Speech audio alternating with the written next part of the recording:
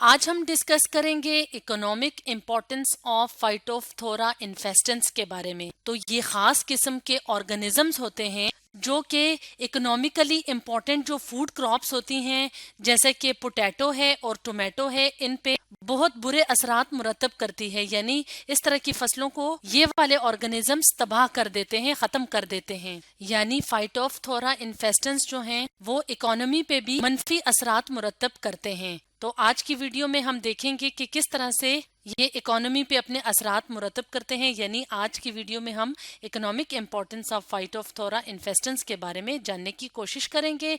तो अगर हम बात करें फाइटोफथोरा इन्फेस्टेंस की कि ये कौन से ऑर्गेनिजम्स होते हैं, तो ये ऊमाइसीड्स या वाटर मोल्ड कहलाते हैं, जो कि क्या होते हैं, माइक्रो ऑर्गेनिजम्स। माइक्रो ऑर्गेनिजम्स ऐसे ऑर्गेनिजम्स होते हैं जिनको देखने के लिए माइक्रोस्कोप की जरूरत पड़ती है। तो माइक्रोस्कोप के नीचे ये ऑर्गेनिजम्स इस तरह से नजर आते हैं, यानी ये छोटे छोटे ऑर्गेनिजम्स होते हैं।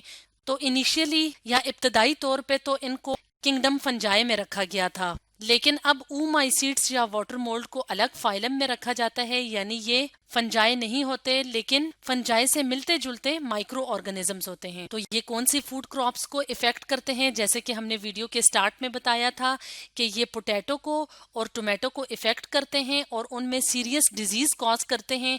और उस डिजीज का नाम क्या है, लेट ब्लाइट, या इसको पोटैटो ब्लाइट भी कहा जाता है। तो इनिशियली फाइटोफथोरा इन्फेस्टेंस जो ऑर्गेनिजम्स हैं उन्होंने, यानी इन ऑर्गेनिजम्स ने पोटैटो की फसल को तबाह किया, लेकिन पोटैटो के अलावा ये अपने नेगेटिव जो इफेक्ट्स होते हैं वो टोमेटो की क्रॉप पे भी डालते हैं, जिसके नतीजे में क्या होता है कि इस तरह की जो फसलें होती हैं पोटैटो की और टोमेटो की वो तबाह हो जाती हैं।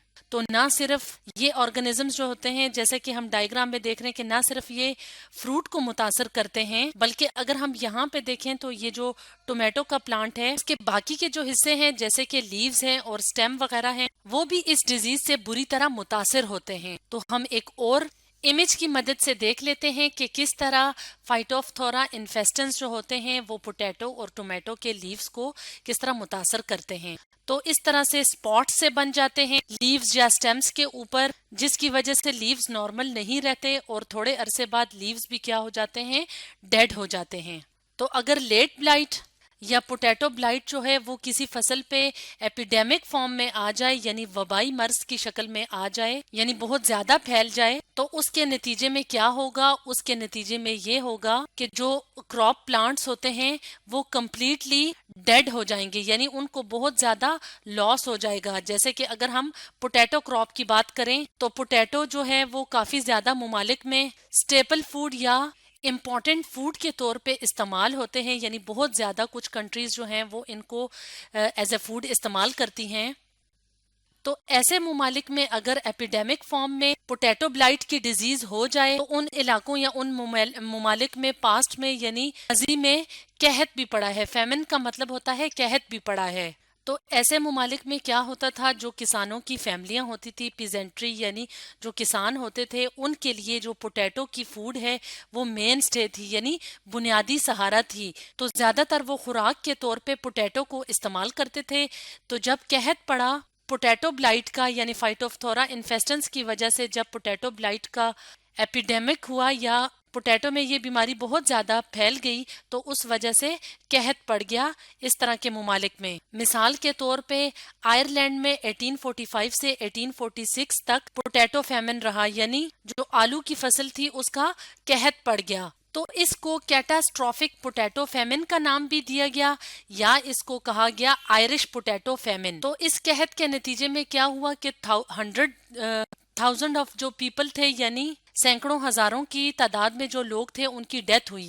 और डेथ के अलावा भी क्या सूरत हाल थी कि लोग भूख से मर रहे थे और लोग फाकाकशी का शिकार थे, जिसकी वजह से काफी ज्यादा तादाद में लोगों ने इमिग्रेशन की, यानी हिजरत की अमेरिका की तरफ। तो यहाँ पे ये एक इमेज लिया गया है जो कि आयरिश फैमिन का इमेज है, यानी लोग यहाँ पे फाकाकशी का शिकार थे, तो इन लोगों ने इमिग्रेशन स्टार्ट की अमेरिका की तरफ। तो इसका नतीजा क्या निकला कि ये जो पोटैटो ब्लाइट की बीमारी थी, इस वजह से कहत पड़ा, फाका कशी हुई और तकरीबन $50 मिलियन का नुकसान हुआ, जो कि बहुत बड़ा नुकसान है। यानी इकोनॉमिकली अगर देखा जाए तो इतना बड़ा जो अमाउंट है, इतनी जो बड़ी रकम है, वो किसी भी मुल्क की इकोनॉमी के लिए बहुत इंपॉर्टेंट होती है। तो इस ऑर्गेनिज्म की वजह से इकोनॉमिकली बहुत ज्यादा नुकसानात हो चुके हैं। तो इसलिए इस तरह की बीमारी जो है, वो जो क्रॉप्स की बीमारी है, उसको फैलाने से बचाने के लिए कंट्रोल मेजर्स लेनी चाहिए, यानी हिफाजती जो इकदामात हैं वो करने चाहिए।